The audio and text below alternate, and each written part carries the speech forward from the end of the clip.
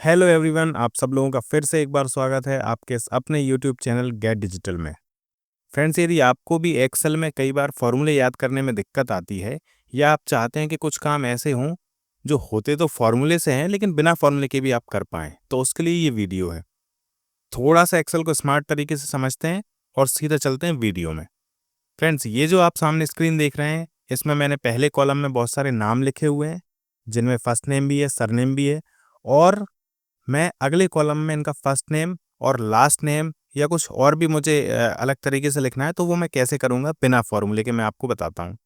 Friends, ये एक तरीका है, इसको फ्लैश फिल बोलते हैं। कंट्रोल ई से हम इसका उपयोग करते हैं। फ्लैश फिल एक्सेल में एक बहुत लाजवाब तरीका है, जिससे आप बिना फॉर्मूले के बहुत सारे काम कर सकते हैं। तो चलिए मैं आप लोगों को बताता हूँ।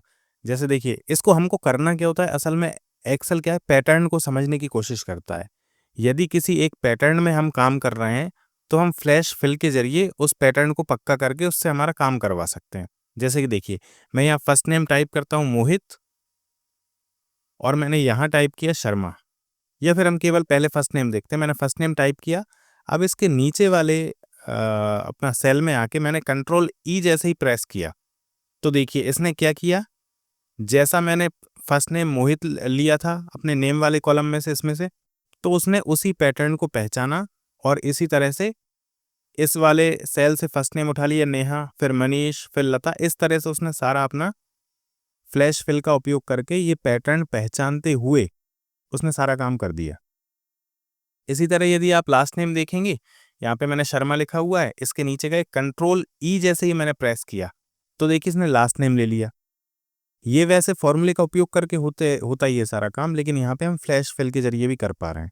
और यदि आप चाहते हैं कि इस नाम को किसी अलग तरीके से लिखें, जैसे कि आप चाहें मोहित और प्लस शर्मा लिखना, तो आपने पहला नाम जो है वो उस तरीके से लिखा डिजायर्ड तरीके से, फिर आप अगले सेल में जाके केवल कंट्रोल ई कर दें और आप देखेंगे कि एक्सेल ने पैटर्न को पहचान लिया है और उसने उसी तरीके से नाम लिख दिए।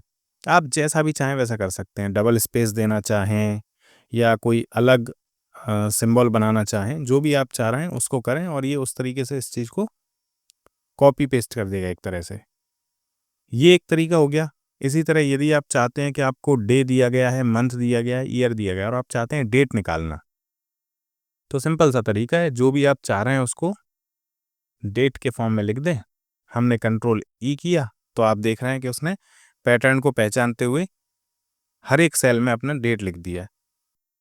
इसका अगला एक तरीका ऐसा हो सकता है कि आपको कोई कॉम्प्लेक्स नंबर दिया गया है, आप चाह रहे हैं, जैसे देखिए इसमें बीच बीच में ये डैश लगे हुए हैं, हम चाह रहे हैं कि इनके डैश हटा दें, तो हमने पूरा जो नंबर है उसको एक तरह से टाइप कर लिया है।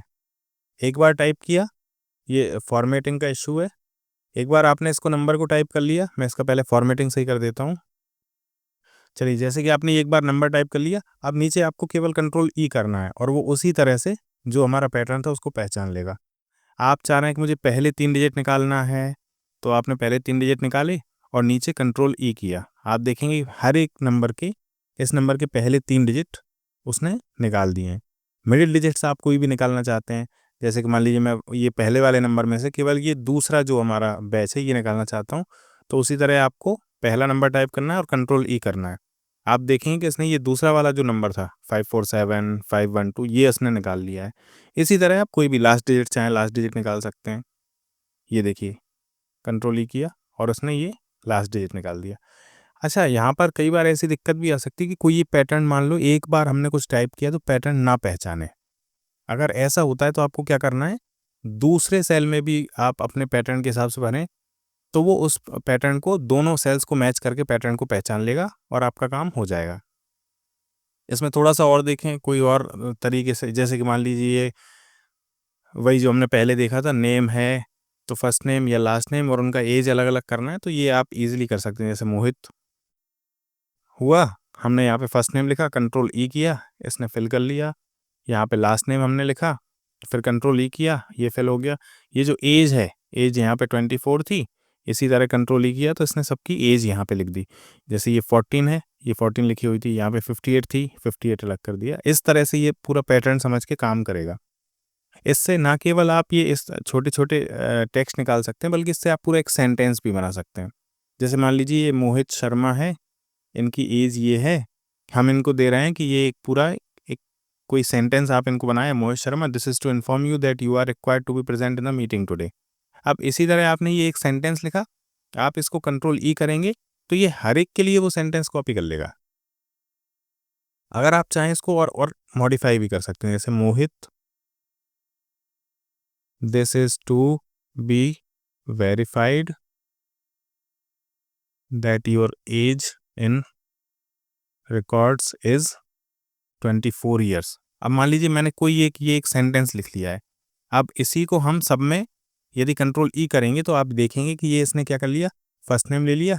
मोहित को हम कंफर्म करने के लिए कह रहे हैं, मोहित आपकी जो एज रिकॉर्ड्स में वो 24 ईयर्स है यहाँ पे जो थी। तो देखिए उसी तरह इसने यहाँ पे क्या कर लिया, नेहा था तो यहाँ नेहा ले लिया, उसकी एज ले ली। इसी तरह यहाँ 40 थी एज, 40 थी, ये मनीष की एज थी। मतलब इस तरह से ये हर एक जो भी हम सेंटेंस में जो भी लिखना चाह रहे हैं उसको ये इस तरह से लिख सकता है। तो ये एक फ्लैश फिल वाली वीडियो थी, छोटी सी वीडियो थी लेकिन बहुत इंपॉर्टेंट है। तो आप सब लोग इसका उपयोग करें। आपको फ्रेंड्स यदि वीडियो थोड़ा सा भी पसंद आया हो तो मेरा रिक्वेस्ट है प्लीज़ वीडियो को लाइक कर दें। इसमें किसी तरह की कोई दिक्कत हो, कोई और वीडियो आप चाह रहे हैं तो कमेंट करें और चैनल को सब्सक्राइब प्लीज़ कर लें। Thank you so much.